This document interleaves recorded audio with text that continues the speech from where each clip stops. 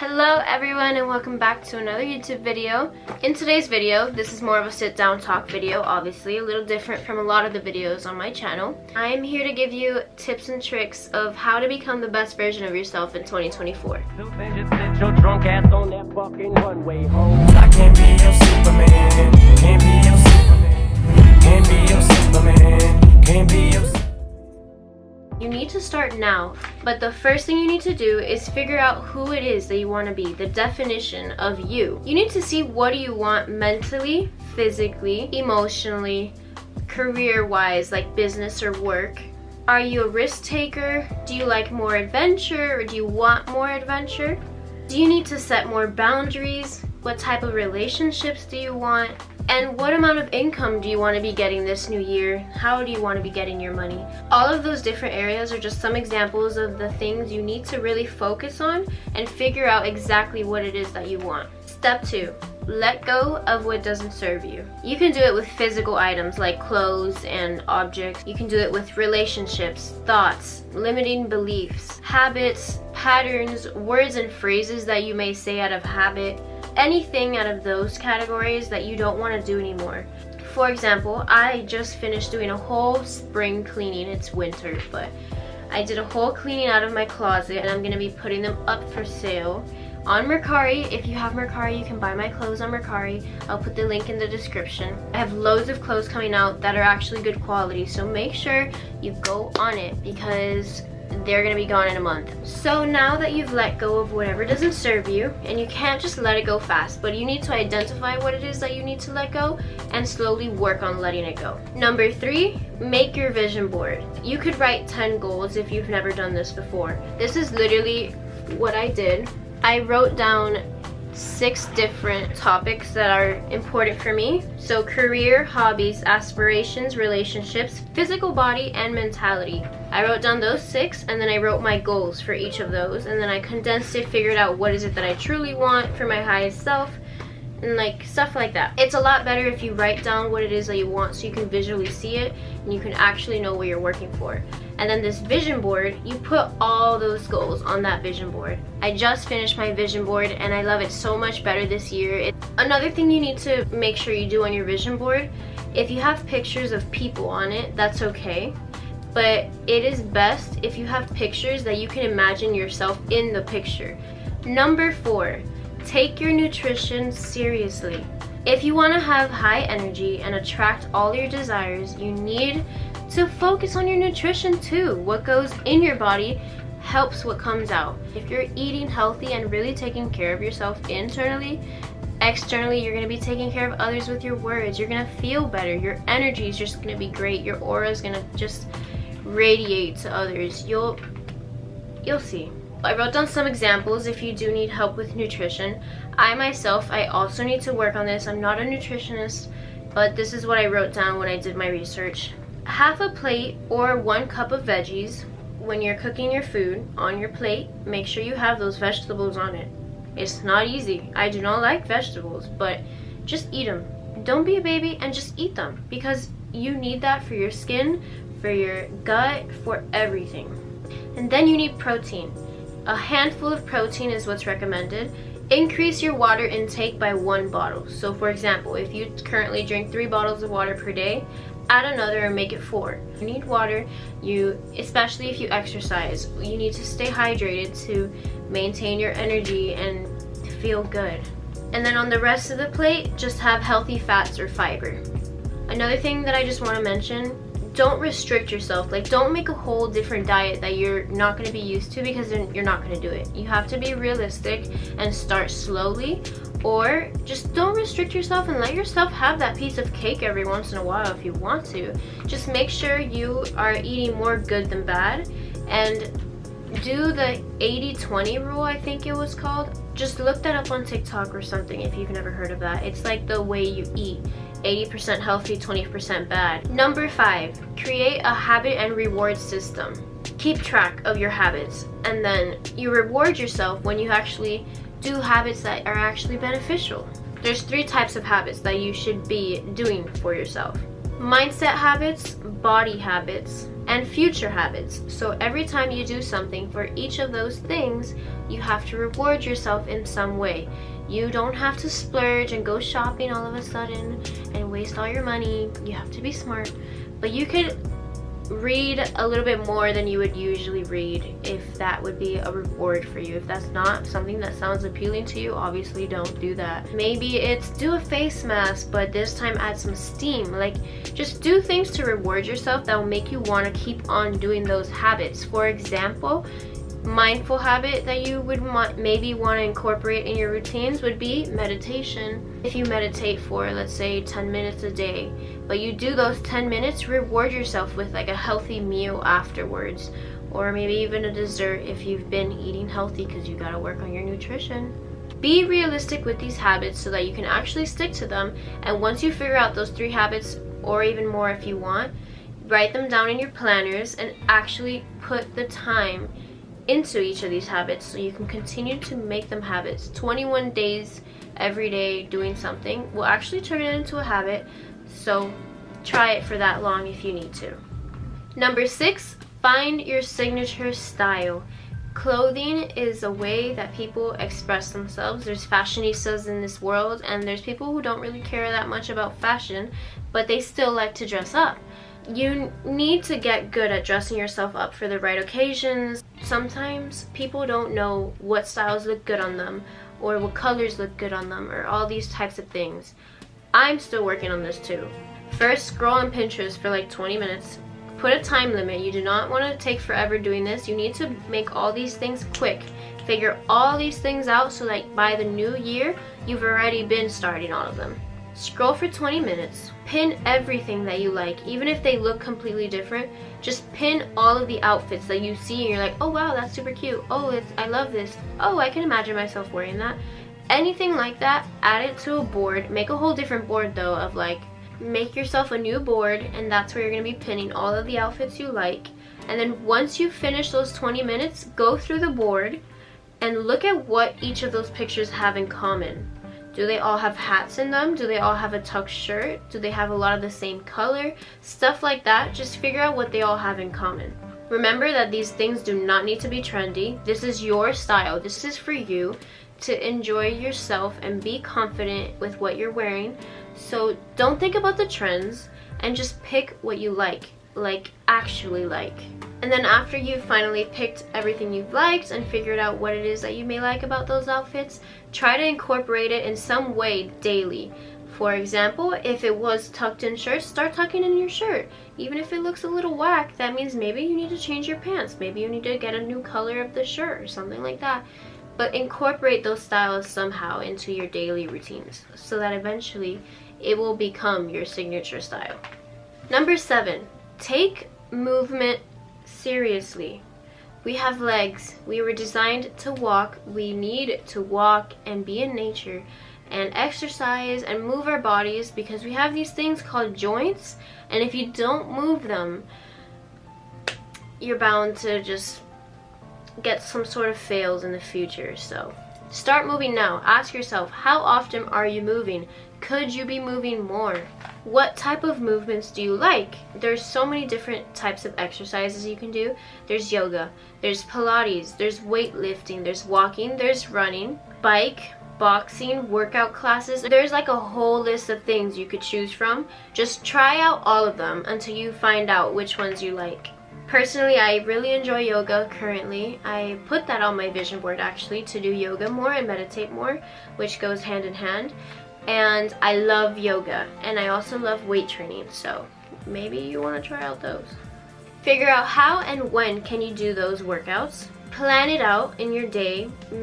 I like to plan my weeks in advance. Even I still like to be spontaneous, but the main things like my gym split and stuff like that, plan out when you're going to be doing the workouts and what you're going to be doing. So like yoga on Wednesday, yoga every day, but then weightlifting sometimes. Whatever it is that you want to do, figure it out and write it down in a planner or write it down. I am a big fan of writing things down, if you haven't noticed. Just because visually seeing something and writing it out, it's like 2 times you're seeing it. You're seeing it with your eyes and you're writing it with your hands. So it's like going into your brain twice. So just do it, because it will help you actually end up taking the action of going to the gym or going on a walk instead of just thinking about it and not doing anything.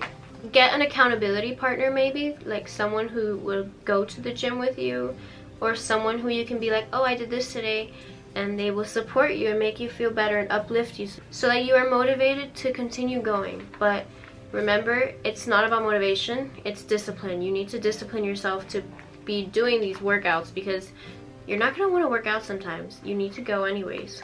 And make sure you go to these workout classes that are around you in your local community, or that you see on an app or something for events. Go to workout classes. Most of the time, things like aerial silks and Pilates, the first class is free. So just go and see which places have those free classes and see what types of classes that you actually enjoy doing. Number 8, create a mindfulness routine. Doing this can release a lot of anxiety for those people who have anxiety. They help you be more present, and they relax your nervous system. So I'm going to read some examples of different things you can do for your mindfulness routine. I would advise to choose 1 to 3 of the things that you can do for yourself. 5 to 20 minute meditation, or a 5 to 10 minute breath work instead. Read or listen to self-help books or podcasts. I'm a fan of podcasts. I don't really like to listen to books through audio. I like to read physically. But podcasts have changed my life. I love podcasts. Busy Yet Pretty is an example of a podcast that I love. That's the only one I can think of off the top of my head, but that's a great one. And you can go, if you have Apple Podcasts, you just click on one like that, for example, and they'll give you a bunch of recommended that are similar. So that's how I find all my podcasts. There's EFT tapping, there's cold therapy, there's journaling. I do journaling. I love journaling, and I'm not going to get into that because I will talk for hours. But whatever you do decide to do out of these things I've mentioned, or maybe it's something else that I didn't mention, those are just some examples. Spend 15 to 30 minutes a day actually completing those mindfulness routines so that they become habits and not just something you have to do. Number 9, create a nighttime routine. This helps you get optimal sleep, and it helps you have better mornings. Something that you probably hear in every single video that you watch that is like this is cut your screen time 30 to 1 hour before you sleep. It might be hard and it might be a daunting task that you do not want to do, but trust me, it actually makes so much of a difference if you do not use your phone or any electronics like that. That includes TV. If you do not use it for a certain amount of time before you sleep, so you go to sleep after not using those electronics for that time, your brain is just relaxed. You don't have those blue waves just like going into your face and then you go to sleep and sleep right after that. You are relaxed. You are going ready to actually go to sleep. Drink some tea that will help you go to sleep. If you like melatonin, you could do that. I'm not a fan of medicine or anything. I like natural things. Tea is really good, especially before sleep, because it makes you sleepy. Number 10, set your daily non-negotiables. Setting your non-negotiables develops discipline, and it helps you trust yourself more. And when you gain trust, you gain confidence. The two come hand in hand. Some non-negotiables that you could do are: you need to have your mindfulness routine every day somehow, even if it's 5 to 10 minutes, whatever. Have some sort of mindfulness routine. Have some sort of physical routine, like workout or whatever that you do daily. You need to move daily. You do not need to weight lift and go hard in the gym every day, but you need to move your body. Your body needs movement, and it needs to get those joints working. And also, the water intake or nutrition, you could do a non-negotiable daily for that. For me, I have to drink at least 4 water bottles a day. Number 11, learn about cycle syncing. This is for the girlies who get their periods. Learn about cycle syncing because this is something I really want to get into. I am not educated enough to make a whole video about that yet. There are lots of videos on YouTube though, and lots of information on Google. If you learn about your cycle, there's 4 different phases of your cycle. There's the follicular phase, the ovulation phase, the menstrual phase, and the luteal phase. I'm just going to say briefly what each of them are. Your weakest period is your menstrual phase, when you have your period, obviously. Your luteal phase is 2 weeks before that, and that's when you start PMSing and getting crampy. 1 week before that is your ovulation phase. It's when you're releasing your egg and, you know, And then the follicular phase is the ending phase. I don't even know anything about that one yet, but if you learn about these phases, it can help you, like what foods you should eat in each phase that's best for your body in that time, what workouts you should be doing. That's the main reason I want to learn how to do it, so that I know when it's best to not go to the gym and when it's best to do yoga instead, which would probably be when I'm on my menstrual phase because I'm weaker. But just learning stuff like that will help you a lot and help you be able to plan out things according to your body. And you'll listen to your body even if you don't want to and you really want to go to the gym. That's what your mind can be telling you, but your body might be telling you otherwise. Number 12, create 2 different morning routines. The reason why I say 2 is because, first of all, I believe morning routines are so crucial for the rest of your day. The way your morning goes is how the rest of the day is going to go. If you wake up and scroll on your phone automatically, at least personally speaking, I end up having a bad day after that. But you need to create 2 different morning routines. One for the days that you're actually energized and you can do everything you want to do, and one for the days you're not that energized, but you need to have certain things that are non-negotiables, but just less than when you do have energy, because you need to be realistic with yourself and listen to your body. So on the energized days, maybe you want to journal, meditate, go on a walk, do yoga, have a big breakfast, make your bed, and then get ready for the day. That's like an example of an energized morning routine. Then for the not so energized day, maybe you do a slow stretch instead. You journal or do a 5-minute meditation, but not both. But doing one of them is still better than none. You have a light breakfast, and then you get ready for your day. Only 4 things, basically 3. Getting ready doesn't really count, but it does. But you see the difference? Number 13, find your signature scent. Sorry that if you hear that noise, the air just turned on. Go to stores in your local area and that have perfume and spray different perfumes on the little papers they give you. If you want, I just spray them on myself. I will spray them like here, here, here, here, and smell each one. That's what I like to do. But go to those stores, try on the perfumes, smell them on your skin.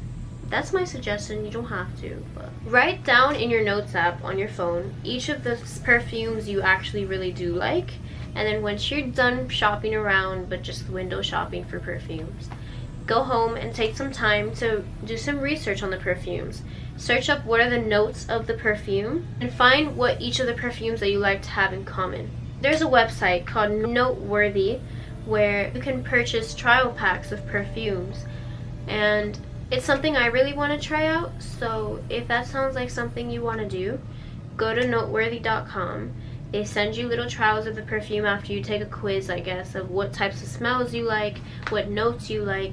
So do that and maybe you'll find your signature scent like that. Number 14, find a hobby. You do things every day that help you become the highest version of yourself. Even unconsciously, you just do these things. Like, you need to find joy out of doing random little hobbies that are things that you don't normally do, and you cannot do it for money. Not necessarily 100% true, because one of my hobbies is find ways to make money. It's just research. Like, I'm not actually making the money yet, but doing that research is a hobby that I really like doing because I just love to learn. That's my hobby, learning, one of them. But there are also things like knitting, painting, hiking, drawing, crochet, yoga, bullet journaling. I love bullet journaling. You totally should try bullet journaling. Or scrapbooking. I just got my first scrapbook and I can't wait to fill it up. But yeah, find some joy out of doing little things like that. Just something for you to enjoy doing and take time out of your day to do something you won't normally be doing. Today, I actually went to a tarot card meetup thing in my area locally. I didn't even know they had it, but I actually really enjoyed it, and now I'm probably gonna go again next week. But just little activities like that, random pop-up events, or even by yourself, you can do stuff like bullet journaling. Do bullet journaling. It's fun. If you like drawing and you like being aesthetic and creative, do bullet journaling. Search it up on Pinterest, copy it on your journal. It's so fun. And lastly, tap into your feminine energy at least once a week. There's a difference between masculine and feminine energy, and this has nothing to do with whether you're a boy or a girl. It's an energy that comes with it, and you need to allow yourself to wind down and relax, which is more feminine. Masculine energy is the energy that's like go, go, go, that you need to work and get things done, which is great to have, especially if you're like an entrepreneur or just doing things that you need to actually work harder than others more, or doing things that you just need to work harder on. The masculine energy is great to bring into those types of situations, but oftentimes a lot of us just get stuck in that masculine energy that we don't get to be feminine. You need to let yourself move your body in a gentle way, like get in a nice bathtub filled with water with rose petals and just let yourself feel relaxed. It's all about relaxation. Do some grounding techniques, like go outside in nature, lay in the grass, close your eyes, do some meditation on the grass. Retail therapy, I don't 100% suggest that, because if you don't know how to budget or you don't know how to control yourself, do not do retail therapy until you know how to. But retail therapy is when you go shopping, basically. Shopping makes a lot of people feel better, and it's feminine energy, so let yourself do it every once in a while. And then self-care and pampering would be the last one. Self-care and pampering is another thing that is very feminine and beautiful and embraces that in you and brings it out of you, so you have a balance of the masculine and the feminine. Thank you guys for watching this video. I hope you enjoyed and you take these tips to become the best version of yourself in 2024. This is going to be a great year. I already feel it coming. And if you're watching this video, you're already taking the next step. But these are just some guides of what you can do next. I love you. Goodbye.